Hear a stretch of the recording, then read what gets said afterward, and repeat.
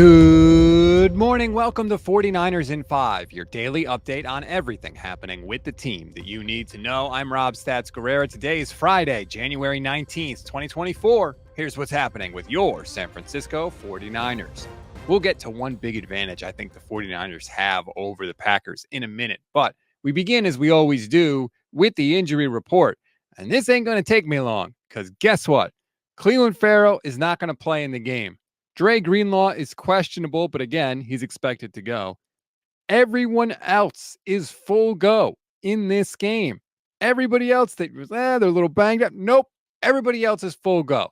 That is the perfect injury report pretty much before the divisional round. Now, let's get to the audio portion of today's show. A lot has been made this week about Jordan Love and the hot streak that he is on, right? Packers fans are talking about it. The national media is talking about it. A lot of people think Jordan Love getting off to a fast start is the key for the Packers' victory. And they did that last week against Dallas. They won the coin toss, they got the ball first, and they scored. Well, Kyle Shanahan apparently not worried about it. Love started the Dallas game real fast, and he looks like he's in great rhythm. You normally defer to taking the ball to the second half. Would you consider taking the ball at the beginning of this game to try to disrupt his rhythm? No. When was the last time you did receive the ball? I think he can have rhythm in the beginning of the third quarter, too. I think he had some good rhythm on the second drive also. I don't think it's because he started with the ball personally, but that's just everyone's preference. It's always good to get up to a big lead. It's also good to score at the end of the second quarter and get the ball first, just like Dallas did, which would have got them right back into it if they did score in the opening third and Green Bay didn't answer. So it's, if I felt our team was struggling on something, that would change your mind, but I usually think that's just coincidence. But when you play good football, usually you score, and when things don't happen, you don't. Love it. Kyle's not worried about Jordan Love. He's not worried about stopping their offense or anything else Green Bay does. I think Kyle thinks, like I do and like a lot of people do, if the 49ers just execute their game plan, they're going to win.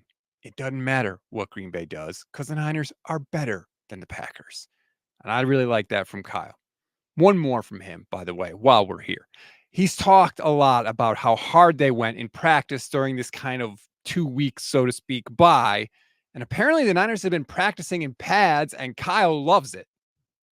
We need to do it. When so many guys who didn't get enough reps our last game on the Sunday versus the Rams, just having those times, I think it helps a ton. These guys got a full padded 70 plays or what it is just a few days ago in a game. Pads are very important to people, to a team and how they play. We practice almost the same way without them, so that's why we can get away with it. But when you miss the games and you don't get stuff like that, I think it's crucial. One of our best practices I can remember was a full padded one in Miami before the Super Bowl, just a couple days. You take those extra weeks off and stuff, and most of the guys want the pads on by then. And usually by the second period, it's like, all right, that's enough, we can take them off. But guys want to feel it. They complain a little bit about it, not all of them, but also I have some guys undercover who want me to put the pads on. They just don't want their peers to get mad at them. So they try to send me hints, and then I usually call them out. So they blame it on them and not me. I don't know this for sure, obviously, but I don't think very many teams are going padded practices this late in the year, particularly ones, say, Green Bay, who've been playing for their playoff lives. In fact, their coach, Matt LaFleur, said this week most of their practices are pretty much going to be walkthroughs. The Niners are rested, they are healthy, and they are going padded practices this week. Who do you feel better about going into the game? We always give you one thing to read, one thing to watch, and one thing you might have missed. One thing to read on this Friday. If you want to go back in time to 2017 when Kyle and John Lynch were just getting this thing rolling, David Lombardi has an article in The Athletic about one of their first meetings together and how they crafted sort of their vision for the Shanahan era 49ers. It's a longer story, but it's really good and interesting, and it definitely takes you behind the curtain to some of the inner workings that went on at that time. If you want to read it, click the link in the description of this episode. One thing to watch. Paul McCaffrey sat down with me yesterday for about 45 minutes. He was incredibly gracious with his time, and we got into everything. We got into Niners Packers, of course, old school Niners Packers memories that we had, and obviously his exit from KNBR. Again, it's on our YouTube channel, or click the link in the description of this episode. So you don't have to go anywhere else to find this best stuff. We have everything here for you, and we do it every single weekday. One thing you may have missed, the final injury report for the Packers. Jair Alexander is officially questionable, along with running back A.J. Dillon. The punter for the Packers, Daniel Whalen, is questionable, but apparently he's just sick, so no weirdness on the special teams unit, which, by the way, the Packers special teams, not great. So that is the final injury report for the Packers. Obviously, if Jair Alexander can't play, that makes life a little easier on the 49ers.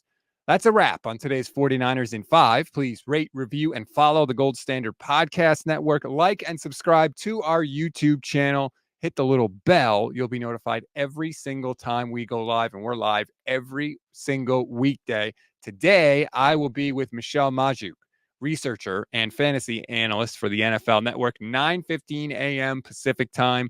We'll break down the game. We'll give you some best bets for the game in case you want to make some money in addition to watching the 49ers stomp that ass. So please join us for that as well. Enjoy the rest of your Friday, and make sure you join us for the Instant Reaction Show, baby. Live after the game on YouTube, Facebook, and Twitch. Levin Black and I will be there breaking everything down. Another reason to click that bell. I'm Rob Stats Guerrera. We'll talk later today.